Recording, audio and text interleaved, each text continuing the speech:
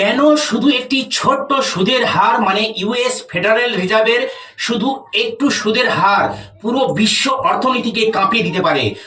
শুধুমাত্র 0.25% বা 0.5%-এর কম বেশি ইন্টারেস্টের ফলে কিভাবে পুরো বিশ্ব অর্থনীতি কাঁপতে থাকে ভাবুন তো। আজ রাতে আমেরিকার শুধু একটি ভবনে মাত্র 12 জন মানুষের একটি বৈঠক বসলো। বৈঠকটি শেষ হতে না হতেই কয়েক ঘন্টার মধ্যেই ভারতের শেয়ার বাজার লাল হয়ে গেল অথবা গ্রিন হয়ে উপরে উঠে গেল। আর ঠিক তেমনটি বাংলাদেশের ক্ষেত্রেও একই, অন্যান্য দেশের ক্ষেত্রেও একই। বাংলাদেশের টাকার উপর চাপ তৈরি হলো, ইউরোপের ব্যাংকগুলো সতর্ক হয়ে গেল, আর সোনার দাম হঠাৎ করে বেড়ে গেল। কিন্তু কি এমন সিদ্ধান্ত নেওয়া হয় ওই বৈঠকে? একটি মাত্র সুদের হার কিভাবে পুরো পৃথিবীর অর্থনীতিকে নাড়িয়ে দিতে পারে? আর এই ব্যবস্থার বাইরে কি কোনো ন্যায়ভিত্তিক বিকল্প আছে? আজ আমরা সেই অদৃশ্য শক্তির গল্প জানবো। আমরা প্রতিদিন টাকা ব্যবহার করি, সকালে চা কিনি, মোবাইল রিচার্জ করি, বাজার করি, অনলাইনে পেমেন্ট করি, কিন্তু কখনো কি ভেবেছেন এই টাকার মূল্য কে ঠিক করে? কেন আজ যে 100 টাকায় বাজার করা যায়, কয়েক বছর পর সেই একই জিনিস কিনতে 120 টাকা অথবা 150 টাকাও লাগতে পারে? কেন কখনো ব্যাংক থেকে ঋণ নেওয়া সহজ হয়ে ওঠে, আবার কখনো একই ঋণের কিস্তি হঠাৎ করে বেড়ে যায়? কেন ডলারের দাম বাড়লে শুধু আমদানিকারক নয়, সাধারণ মানুষের জীবনও কঠিন হয়ে ওঠে? এই সব প্রশ্নের উত্তর খুঁজতে হলে আমাদের যেতে হবে এমন এক প্রতিষ্ঠানের কাছে যার নাম অনেকেই শুনেছেন, কিন্তু খুব কম মানুষই এর প্রকৃত ভূমিকা বোঝেন। কেন্দ্রীয় ব্যাংক। একটি দেশের সরকার যেমন প্রশাসন পরিচালনা করে, তেমনি সেই দেশের অর্থনৈতিক ব্যবস্থার অন্যতম গুরুত্বপূর্ণ দায়িত্ব থাকে কেন্দ্র ব্যাংকের উপর। তবে কেন্দ্রীয় ব্যাংক কোনো সাধারণ ব্যাংক নয়। আপনি বা আমি সেখানে গিয়ে সেভিংস অ্যাকাউন্ট খুলতে পারি না। এটি মূলত দেশের ব্যাংকগুলোর ব্যাংক। এটি মুদ্রানীতি পরিচালনা করে, আর্থিক স্থিতিশীলতা বজায় রাখার চেষ্টা করে এবং মূল্যস্ফীতি নিয়ন্ত্রণে ভূমিকা রাখে। কিন্তু এইখানেই শেষ নয়। আজকের পৃথিবীতে বড় অর্থনীতির কেন্দ্রীয় ব্যাংকের সিদ্ধান্ত অনেক সময় বিশ্বের অন্যান্য দেশের বাজারেও বড় প্রভাব ফেলে। একটি সিদ্ধান্ত আর কোটি কোটি মানুষের জীবন। ভাবুন, একজন ছোট ব্যবসায়ী ব্যাংক থেকে ঋণ নিয়ে দোকান চালান, একজন কৃষক ফসল ফলানোর জন্য ঋণ নেন, আর একজন ছাত্র উচ্চ শিক্ষার জন্য শিক্ষা ঋণ নেন। একটি বড় কোম্পানি নতুন কারখানা তৈরি করতে হাজার কোটি টাকার ঋণ নেয়। এখন যদি সুদের হার বেড়ে যায় তাহলে কি হবে?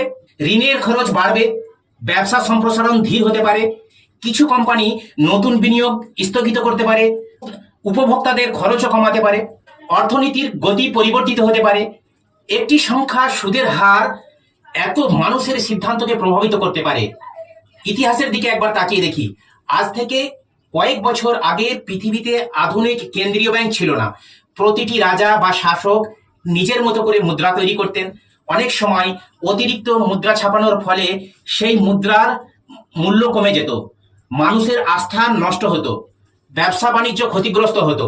ধীরে ধীরে বিভিন্ন দেশে এমন প্রতিষ্ঠান গড়ে ওঠে যারা মুদ্রা, ব্যাংকিং এবং আর্থিক স্থিতিশীলতার দায়িত্ব গ্রহণ করে। একইভাবে আধুনিক কেন্দ্রীয় ব্যাংক ব্যবস্থা বিকাশ শুরু হয়। কিন্তু একটি প্রশ্ন, যদি কেন্দ্রীয় ব্যাংক অর্থনীতিকে স্থিতিশীল রাখতে কাজ করে, তাহলে কেন বারবার অর্থনৈতিক সংকট আসে? কেন মূল্যস্ফীতি বাড়ে? কেন ধনী গরিবের বৈষম্য নিয়ে এত আলোচনা হয়? আর কেন ইসলাম সুদ ভিত্তিক অর্থ ব্যবস্থা নিয়ে বিভিন্ন দৃষ্টিভঙ্গি উপস্থাপন করে? এই প্রশ্নগুলোর উত্তর বুঝতে হলে আগে জানতে হবে টাকা আসলে কিভাবে তৈরি হয়। কারণ অনেকেই মনে করেন টাকা শুধু সরকার ছাপে, কিন্তু বাস্তবতা আরো জটিল। তাহলে আসি, আসলে টাকা কিভাবে সৃষ্টি হয়, ব্যাংক কিভাবে অর্থনীতিতে নতুন অর্থের প্রবাহ তৈরি করে, এবং কেন একটি সুদের হার পুরো বিশ্বের অর্থনীতির গতিপথ বদলে দিতে পারে। আমরা সবাই জানি টাকা সরকার ছাপে, কিন্তু যদি আমি বলি আজ আপনার ব্যাংক অ্যাকাউন্টে যে টাকা রয়েছে তার বড় একটি অংশ কাগজের নোট হিসাবে কখনোই ছাপানো হয়নি, তাহলে কি বিশ্বাস করবেন? এই কথাটি প্রথমেই অবিশ্বাস্য মনে হতে পারে, কিন্তু আধুনিক ব্যাংকিং ব্যবস্থার অন্যতম গুরুত্বপূর্ণ বাস্তবতা হলো অর্থনীতিতে ব্যবহৃত অধিকাংশ অর্থ ডিজিটাল রূপে ব্যাংকিং ব্যবস্থার মধ্যেই ঘোরাফেরা করে। টাকা কি শুধু ছাপানো হয়?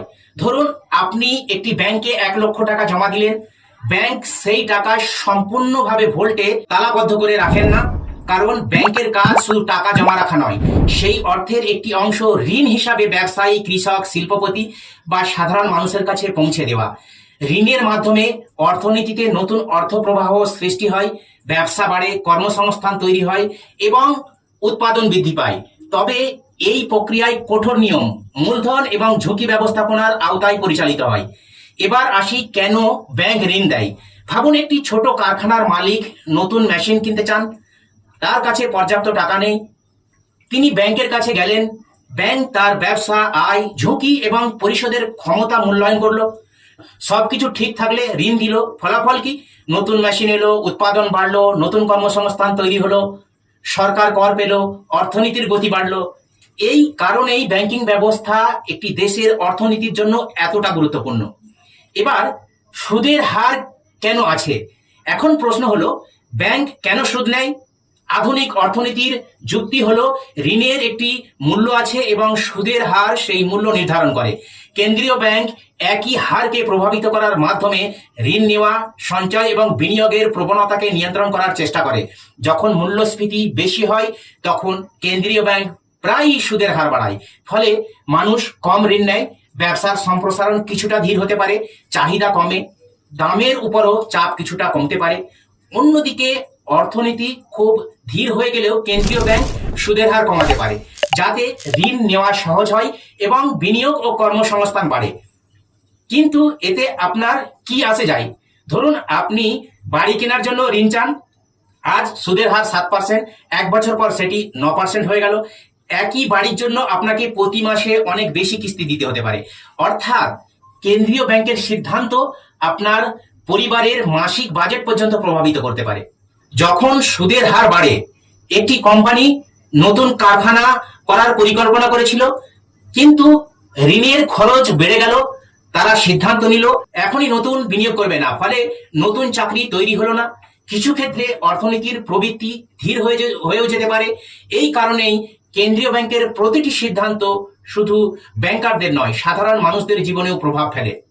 এবার ইসলামের দৃষ্টিতে প্রশ্ন, এখানেই ইসলাম একটি গুরুত্বপূর্ণ প্রশ্ন তোলে।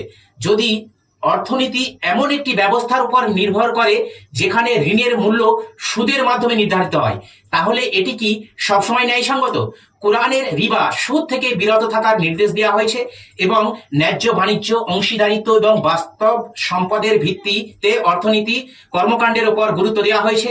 ইসলামী অর্থব্যবস্থার ধারণা হলো, লাভ যেমন ভাগ হবে তেমনি ঝুঁকিও ভাগ হবে। অর্থাৎ কেবল নিশ্চিত সুদের পরিবর্তে অংশীদারিত্ব ভিত্তিক অর্থায়নকে গুরুত্ব দেওয়া। তবে আধুনিক বিশ্বে এই মডেল বাস্তবায়নের পদ্ধতি নিয়ে অর্থনীতিবিদদের মধ্যে বিভিন্ন মতামত রয়েছে এবং বিভিন্ন দেশে ইসলামিক ব্যাংকিং বিভিন্নভাবে পরিচালিত হয়।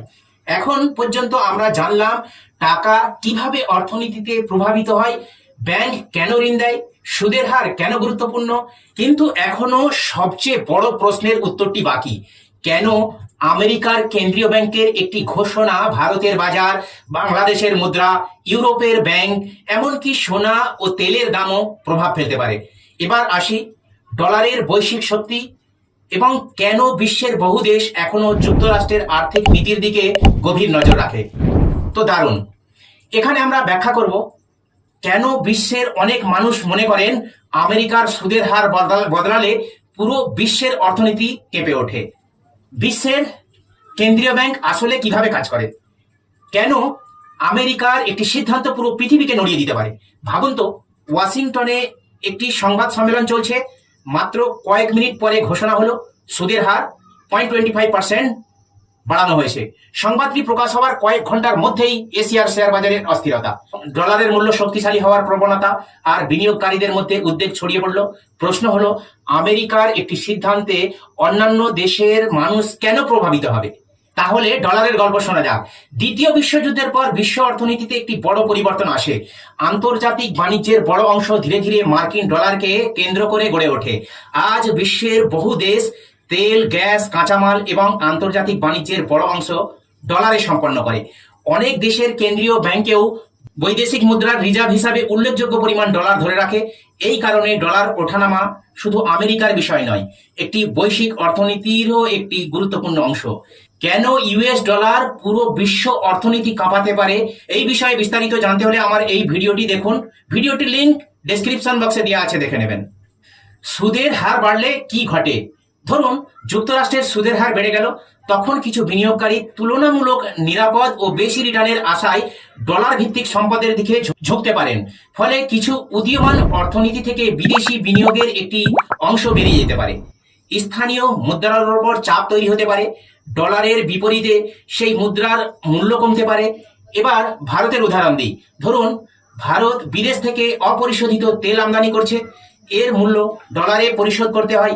যদি ডলারের বিপরীতে রুপির মূল্য কমে যায়, তাহলে একই পরিমাণ তেল কিনতে আরো বেশি রুপি লাগতে পারে। ফলে জ্বালানির খরচ বাড়তে পারে, পরিবহন ব্যয় বাড়তে পারে, বাজারের বিভিন্ন পণ্যের দামও বাড়ার চাপের মুখে পড়তে পারে।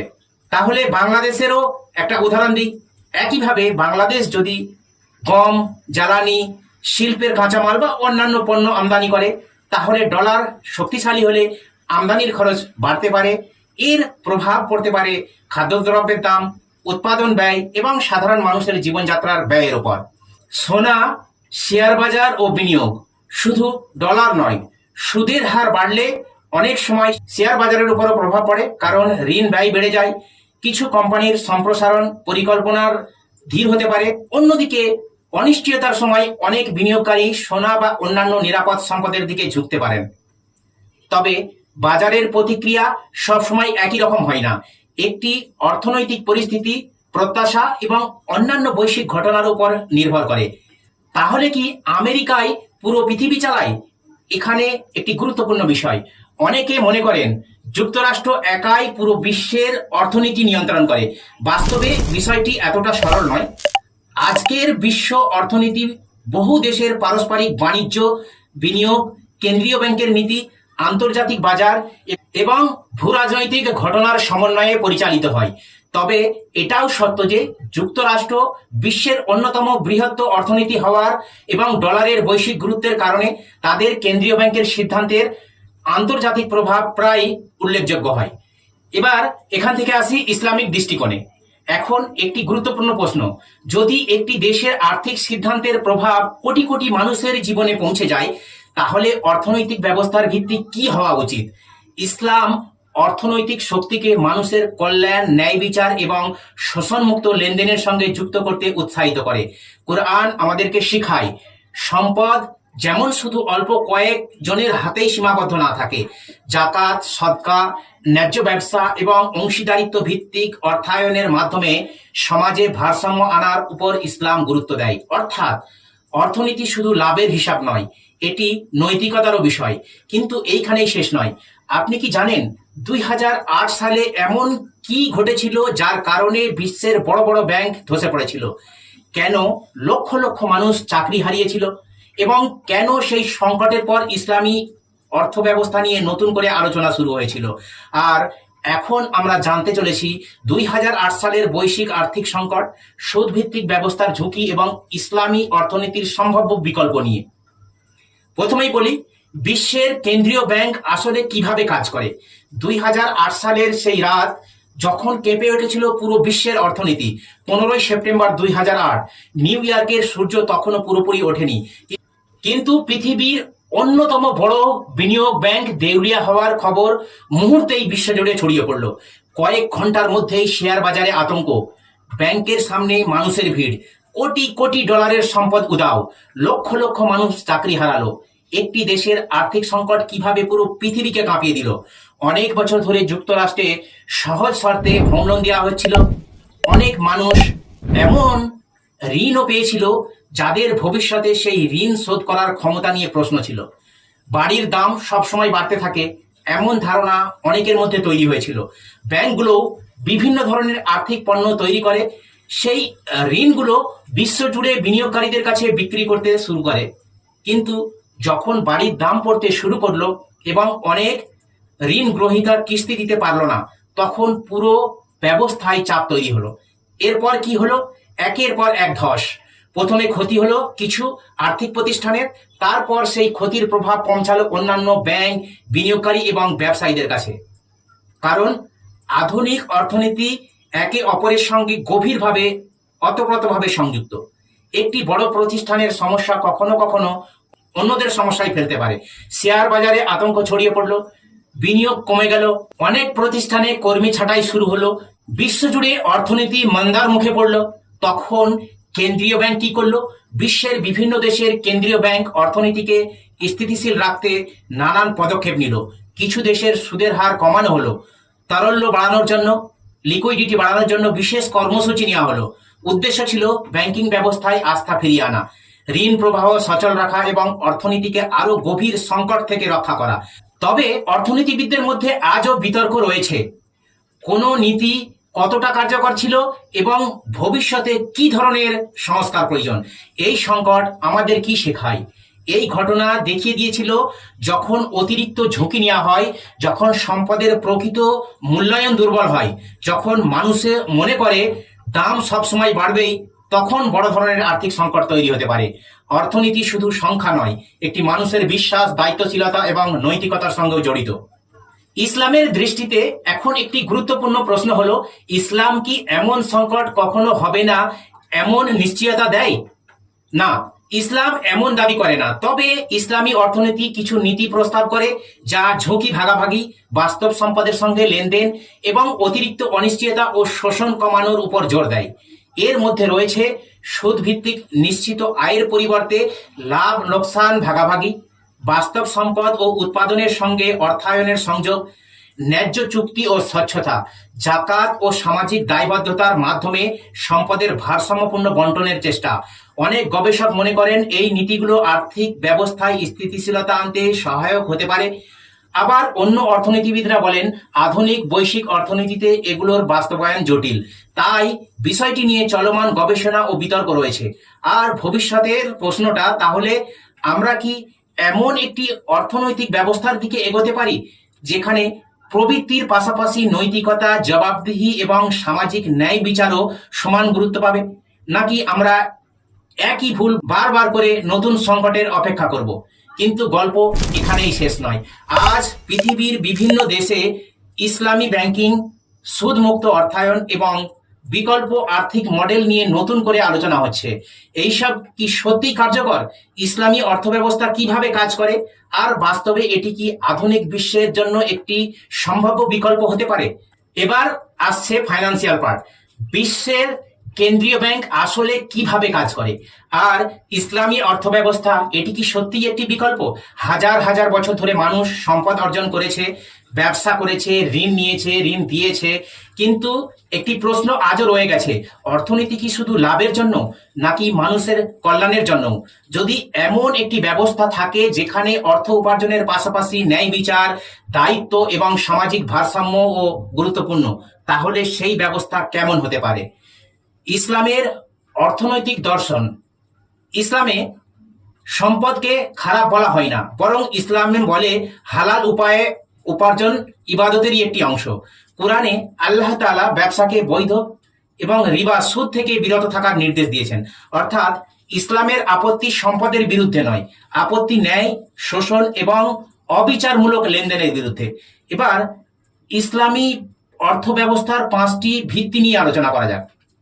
1 নম্বর, ন্যায্য বাণিজ্য। ইসলামে প্রকৃত পণ্য, প্রকৃত সেবা এবং অন্যায্য লাভকে নিরুৎসাহিত করা হয়েছে।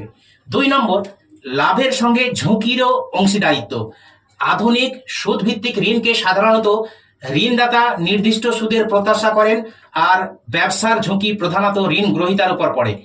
ইসলামী অর্থায়নের কিছু মডেলে, যেমন মুদারাবা বা মুশারাকা, লাভের পাশাপাশি ঝুঁকি ও অংশীদারিত্বের মধ্যে ভাগাভাগি করার ধারণা রয়েছে। এই নীতির উদ্দেশ্য হলো অর্থায়নকে বাস্তব অর্থনৈতিক কার্যক্রমের সঙ্গে যুক্ত করা। 3 নম্বর, জাকাত। ইসলামের অন্যতম বৈশিষ্ট্য হলো সম্পদ শুধু ব্যক্তিগত ভোগের জন্য নয়, সমাজের দুর্বল মানুষের অধিকারেও এতে রয়েছে। জাকাতের মাধ্যমে সম্পদের একটি অংশ দরিদ্র, অভাবগ্রস্ত এবং সমাজ কল্যাণে ব্যয় করার নির্দেশ দেওয়া হয়েছে। 4 নম্বর, অতিরিক্ত জল্পনা কল্পনা নিরুৎসাহিত করা। ইসলামী অর্থনীতিতে এমন লেনদেন নিরুৎসাহিত করা হয় যেখানে অতিরিক্ত অনিশ্চয়তা বা জুয়া সাদৃশ্য ঝুঁকি থাকে। উদ্দেশ্য হলো বাস্তব অর্থনৈতিক কর্মকাণ্ডকে উৎসাহিত করা। আর 5 নম্বর, নৈতিক দায়িত্ব। ইসলামে ব্যবসা শুধু লাভের হিসাব নয়, সত্যতা, বিশ্বাসযোগ্যতা, ওয়াদা রক্ষা, ন্যায্য মূল্য এবং মানুষের অধিকার রক্ষা এসবও অর্থনৈতিক জীবনের অংশ। তাহলে কি ইসলামী অর্থব্যবস্থা সব সমস্যার সমাধান? এখানে আমাদের বাস্তববাদী হতে হবে। ইসলামী অর্থনীতি একটি নৈতিক ও নীতিগত কাঠামো প্রদান করে, তবে আধুনিক বৈশ্বিক অর্থনীতি অত্যন্ত জটিল। আজকের বিশ্বে আন্তর্জাতিক বাণিজ্য, প্রযুক্তি, কেন্দ্রীয় ব্যাংক, ডিজিটাল পেমেন্ট, বৈশ্বিক পুঁজিবাজার সব একে অপরের সঙ্গে যুক্ত। তাই ইসলামী অর্থনীতির নীতিগুলো বাস্তবে কিভাবে সর্বসম্মতভাবে প্রয়োগ করা যায় তা নিয়ে বিভিন্ন দেশ, গবেষক এবং অর্থনীতিবিদদের মধ্যে আলোচনাও গবেষণা চলছে। আর আমাদের কি শেখা উচিত? এই ভিডিও থেকে আমরা অন্তত 5টি বিষয় শিখলাম। প্রথমত, কেন্দ্রীয় ব্যাংক একটি দেশের অর্থনীতিতে অত্যন্ত গুরুত্বপূর্ণ ভূমিকা পালন করে। দ্বিতীয়ত, সুদের হার পরিবর্তন শুধু ব্যাংকের বিষয় নয়, এটি সাধারণ মানুষের জীবন, চাকরি, ব্যবসা এবং বাজারকে প্রভাবিত করতে পারে। তৃতীয়ত, মার্কিন ডলার এবং বিশ্বের বৃহৎ অর্থনীতির নীতির কারণে আন্তর্জাতিক প্রভাব সৃষ্টি হতে পারে, তবে বিশ্ব অর্থনীতি অনেক দেশের পারস্পরিক সম্পর্কের উপরও নির্ভরশীল। চতুর্থত, 2008 সালের আর্থিক সংকট আমাদের দেখিয়েছে যে অতিরিক্ত ঝুঁকি এবং দুর্বল আর্থিক কাঠামো বড় সংকট ডেকে আনতে পারে। পঞ্চমত, ইসলাম এমন একটি অর্থনৈতিক দৃষ্টিভঙ্গি উপস্থাপন করে যেখানে ন্যায় বিচার, সামাজিক দায়িত্ব, ঝুঁকি ভাগাভাগি এবং নৈতিকতার উপর বিশেষ গুরুত্ব দেওয়া হয়। একটি সুদের হার, একটি সিদ্ধান্ত, একটি কেন্দ্রীয় ব্যাংকের ঘোষণা কখনো কখনো কোটি কোটি মানুষকে প্রভাবিত করতে পারে। কিন্তু ইতিহাস আমাদেরকে আর একটি বিষয়ও শেখায়, শক্তিশালী অর্থনীতি শুধু বড় ব্যাংক নয়, বড় বাজার বা বড় মুদ্রার উপর দাঁড়িয়ে থাকে না। এটি দাঁড়িয়ে থাকে বিশ্বাস, ন্যায় বিচার, দায়িত্বশীলতা এবং মানুষের আস্থার উপর। সম্ভবত ভবিষ্যতের সবচেয়ে বড় প্রশ্ন হবে, আমরা কি এমন একটি অর্থনৈতিক ব্যবস্থা গড়ে তুলতে পারবো যেখানে প্রবৃত্তি ও প্রযুক্তির পাশাপাশি নৈতিকতা এবং মানব কল্যাণও সমান গুরুত্ব পাবে? এই প্রশ্নের উত্তর একদিন শুধু অর্থনীতিবিদরাই নয়, আমাদের প্রত্যেককেই খুঁজতে হবে। আপনার কি মত? আপনার মতে বর্তমান সুদভিত্তিক বৈশ্বিক অর্থব্যবস্থার পাশাপাশি ইসলামী অর্থনীতির নীতিগুলো কি আরো বেশি গুরুত্ব পাওয়া উচিত? কমেন্টে আপনার মতামত জানান। ভিডিওটি তথ্যবহুল মনে হলে লাইক দিন, বন্ধুদের সঙ্গে শেয়ার করুন এবং ট্রু টক শোকে সাবস্ক্রাইব করুন। পরবর্তী পর্বে আমরা আলোচনা করব ডিজিটাল টাকা, সিবিডিসি এবং ভবিষ্যতের অর্থব্যবস্থা। আমরা কি ক্যাশলেস বিশ্বের দিকে এগোচ্ছি?